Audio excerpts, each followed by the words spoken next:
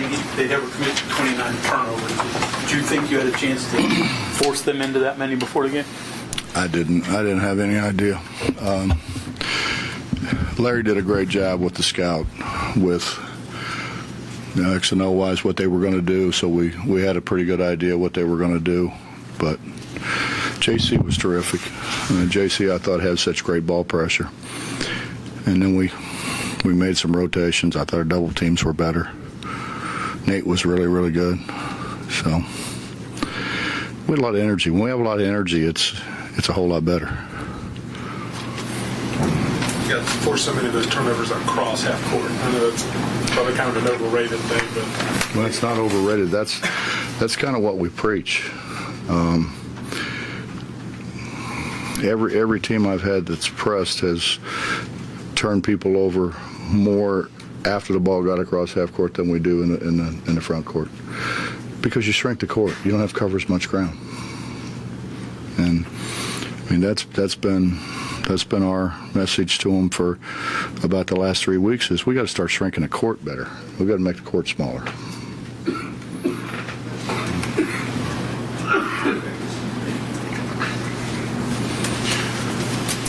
This is the second time this has happened, and You got hurt on the glass in the first half. What were you able to do to flip it around a little bit in the second half?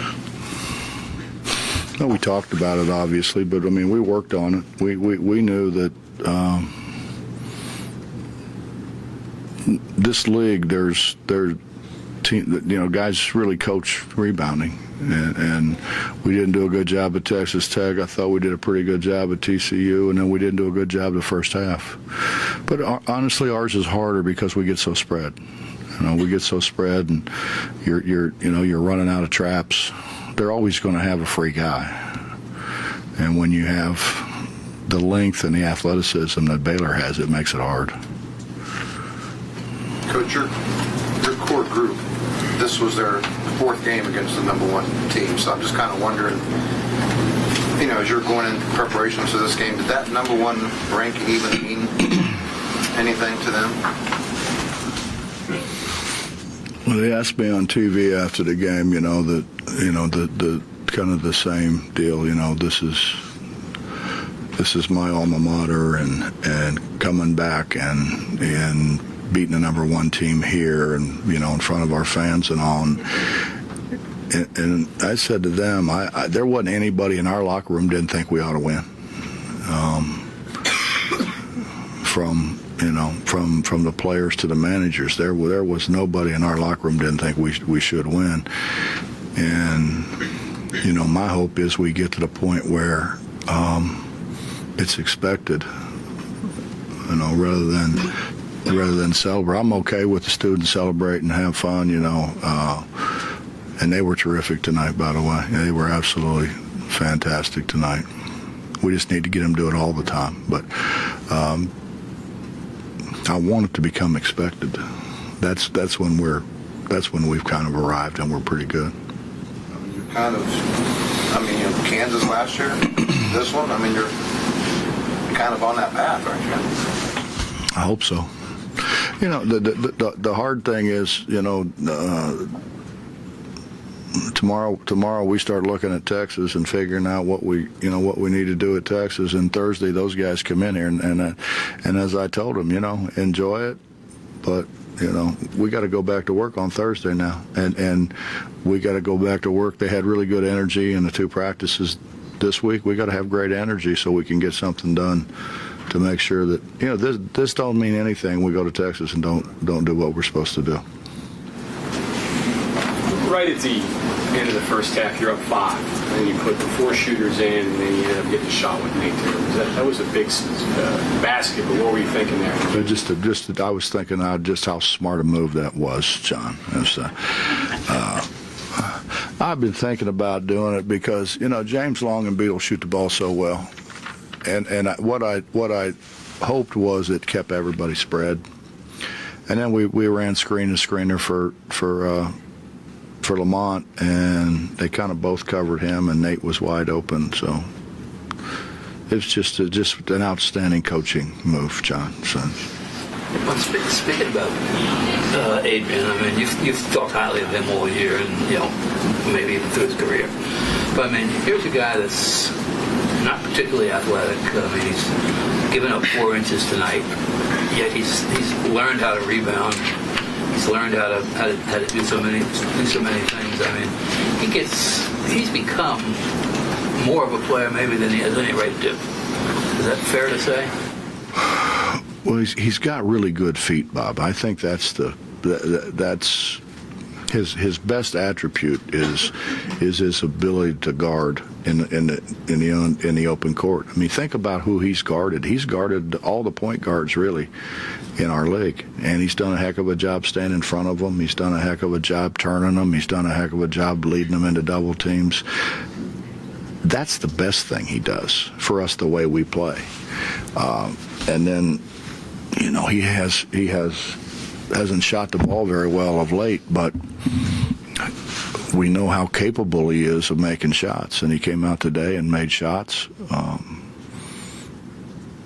I thought played really well.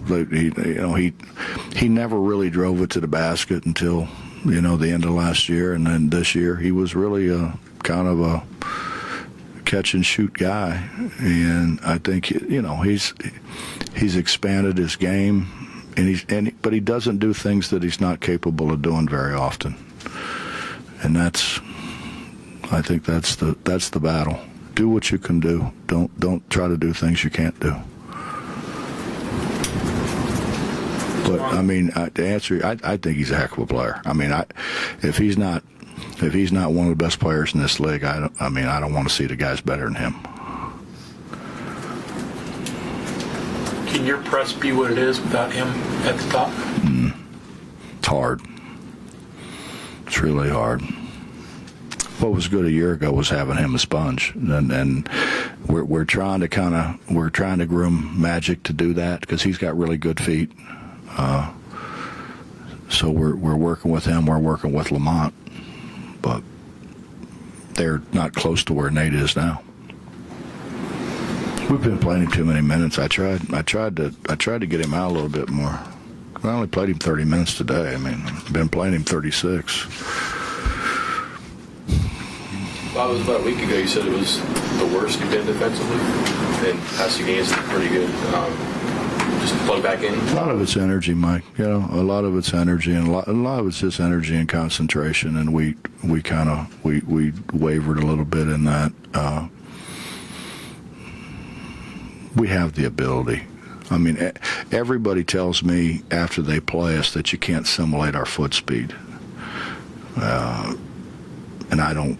I mean, I don't think I think JC's pretty fast, but I don't see us as being all that fast. But it's just that it's a cumulative effect, like I always say. It just wears you down. Reputation comes into it too, because before they could even wear it down today, the first 5 or 6 minutes, it's like they were seeing ghosts and maybe anticipating greater speed than they encountered. Yeah, it makes you uncomfortable. It makes you uncomfortable. I mean, it's just you don't see it often.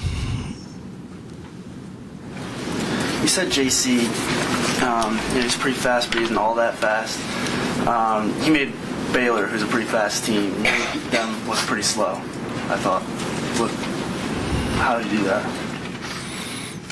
Well, he's fast. He's not. I mean, according to Dax, he's the fastest guy on the team. I mean, we would never know because we've never seen him run. But he claims to be the fastest guy on the team. And I don't know. I've never seen him run. You know. Yeah, that must be what it is. But Coach, for the second consecutive game, middle of the second half, maybe when you need a bucket, it's Brandon kind of steps in.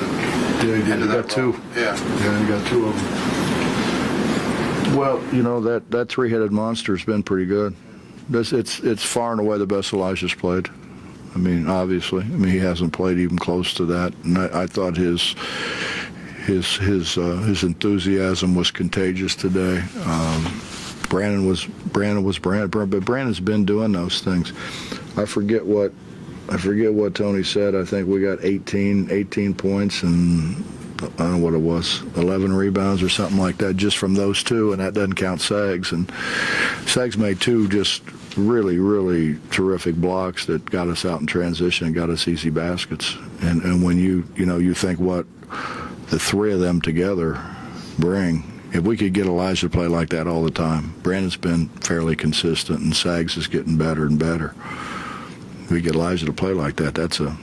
And they don't have to worry about getting tired because they know they got somebody to come in and really don't have to worry about foul trouble. You mentioned Javon's physical skills in defending. How much of it is knowledge? There was one, like midway through the second half, where it looked like he just baited the pass to go where he wanted it to go, and broke on it, caught it, and you scored. How much of it? He watches a bunch of film. I mean, a bunch of film. He's probably puts as much time in as anybody I've had. And, in terms of he's in the gym all the time. He and James have this ongoing thing of who can get the most shots up. But he's in watching film. I mean, he's in a film room watching film all the time. And he'll watch film of us and how he can get better with some of the things he did, and he'll watch film of who we're going to play on his own. Fair to say that Carter used to be a two-guard playing the point, and he's become a point guard. He's getting there. Yeah, I thought he made really good decisions today. Only time he ever played point was on his AAU team, which is where I saw him. Would you rather choke Dax or hug him? Which do you? I just got to. I mean, I understand. I mean, I understand. I mean, I could never do that, but I understand. But I mean, he did it at TCU and got him back in the game. Now, obviously, that wasn't going to get him back in the game, but he can't do that. I mean, you can't penalize your teammates by doing something like that.